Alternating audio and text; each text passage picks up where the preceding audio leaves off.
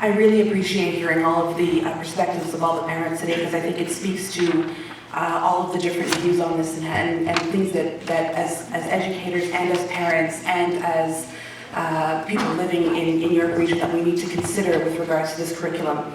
And I really appreciate the point about the parents being the first educator, and I think that is absolutely correct. And we need to make sure that that is something that is said again and again. And I encourage you, if and when this curriculum rolls out, I really encourage you as parents to make sure or to ask your school principal to have a conversation about and to ensure that your particular views on the readiness of this material or to get information about when this material might be given out so that you do have an option in this process. I think that that is extremely important.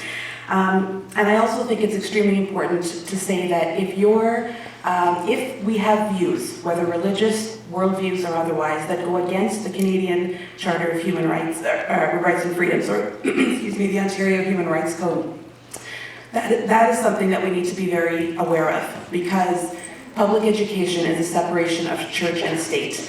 And as much as our values as individuals should play a role in what that looks like, there is a clear separation between church and state that we need to agree to. If you think about some of the religious practices that are happening worldwide right now, if we did not have a separation between church and state, this is what those practices would be allowed to happen in our schools as well. And so I really want to caution you that as you go forward with this, to recognize that while the parent's voice very much matters and should be a central voice in this process, there are many other parents that do agree with this curriculum, and you have to contend with those voices as well. And that's something that you need to be aware of too. And I think finally, the last thing I wanted to say is that the idea of the consultation process, there's been a lot of talk today that this consultation, is there one more thing? One more minute. One more minute. The idea with the consultation process around timing and around who was consulted, I think those are very, very valid points.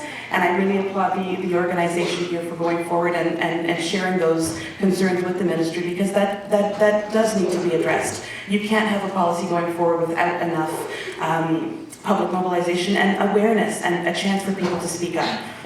At the same time, I'm going to say this again, the Ontario Human Rights Code and the Canadian Charter of Rights and Freedoms is what has allowed every single person in this room to be here today. Regardless of your race, regardless of your culture, regardless of your language, regardless of your gender, regardless of your social class, you are here today in a public democratic space because of those two documents.